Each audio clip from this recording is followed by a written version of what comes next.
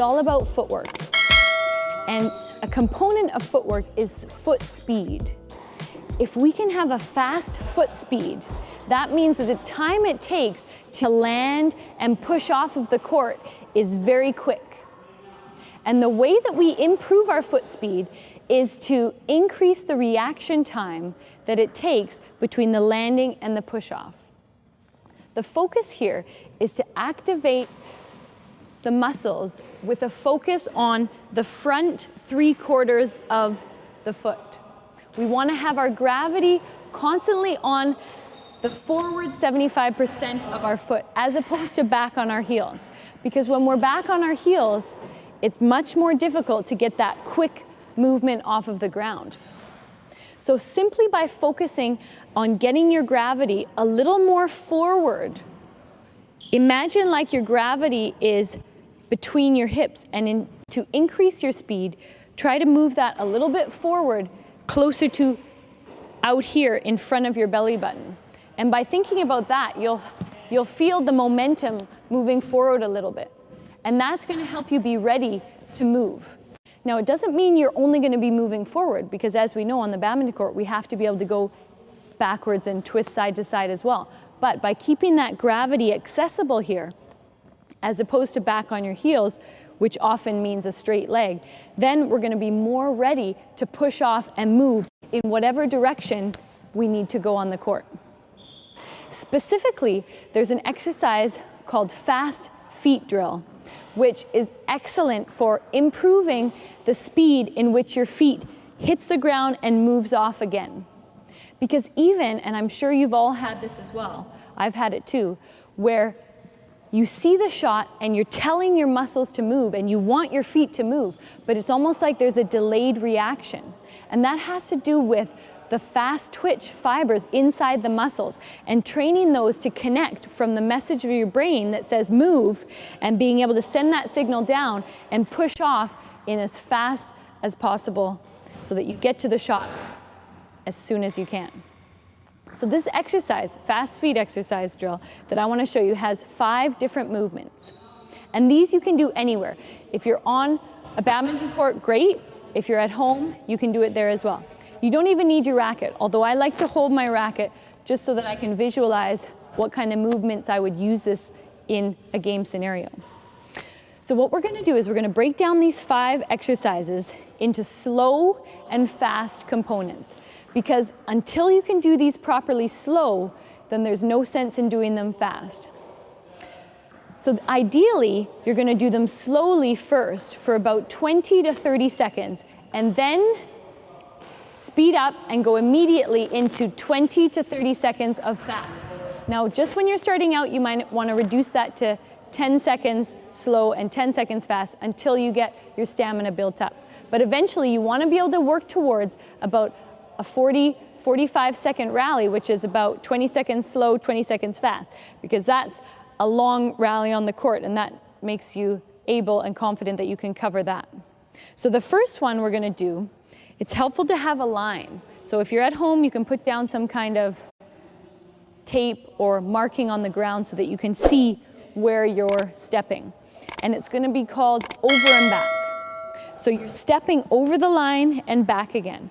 If you're on the badminton court, you can use the tee to guide you over and back, over and back. And if I had dipped my feet in paint, then we would want only the toes to be showing. So again, I'm keeping my heel about ½ an inch raised off the ground so that I'm activating the muscles. They're going to control the front part of my foot. So it looks like this slow. Notice how I'm staying low in my legs. Then when I want to activate the quick, then I start moving, but it doesn't mean I stand up and my body isn't moving. I'm still staying low and letting my toes do the work. Notice how you're not hearing. You want to be light on the court because that's where the speed comes in. Okay, you want to be like a leopard on the court, not like an elephant. Exercise number 2 is what we call twists to the side. So this is the type of footwork you would imagine you would use when it comes to smash defense. being able to twist for the mid-court shots. So it looks like this in slow. Twist, back, twist, back, twist, back. So again, I've got space between my feet. I'm focusing on the front part of my toes, and I'm twisting with my toes pointing from straight ahead to the side. Straight ahead, side, straight, side. Now this one's pretty easy when you go slow. It takes a bit of coordination because badminton, after all, is a lot like dancing. You have to be coordinated and you have to learn the steps slowly first. Otherwise, you look a little foolish when you start going to the fast rhythm. So once we can do it slow and you feel comfortable with that, then speed it up, but keep the same movements. That's really important to get that muscle memory. Side, front, side, front. So in a faster version, side, front, side, front, side, front. And see, after you get comfortable with it, if you can look up, not stare at your feet. Again, try to land softly so that you're not thumping down on the court. Because when you thump, that means you're sending all your energy down into the ground instead of being able to access it and push off quickly to the next shot. Number 3 is probably the easiest. That's just standing on the spot, what we call making it rain. And that one we call that because it's as if you're hearing the rain on the roof. You're just standing on the spot, and then you go slowly faster, and you can go faster until you're going full speed. And when you have a few people doing this exercise, it really sounds like a thunderstorm outside on the roof. The 4th one we're gonna do is what I call the salsa dance, because it's essentially like salsa dancing. You're taking one step in front and then twisting behind. In front, behind. So for this, use a line going straight down, and then take your racket leg. So if you're right-handed, that's going to be your right leg, stepping in front on that line, and then behind. And you're bringing that right hip with you, turning it open, and then front. Open, and this is just like when we do the twist back for an overhead shot, when we come from our base, and then we turn back. So that's why we practice this, so we get a fast movement in that twisting action. And it's also, for any salsa dancers, the same movement as you do on the dance floor. So that's what it looks like slow.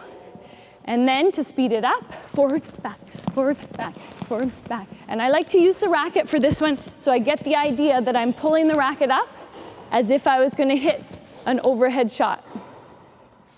The last one is a fun one you can do. This is more for coordination. And it looks like this. You don't need the racket. You're gonna be touching your heels, still starting on your toes, but you're lifting your heels up in front of you.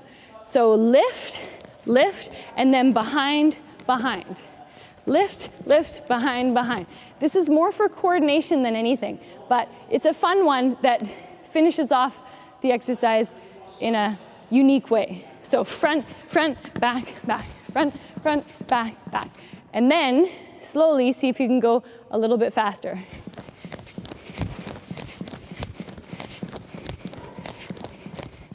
So if you want to increase your speed on the court, you have to focus on moving your gravity more out in front of you, and that will activate the front 3/4 of your foot and make it faster for you to move off the ground. Practice these 5 exercises, and hopefully that will help keep your foot speed up.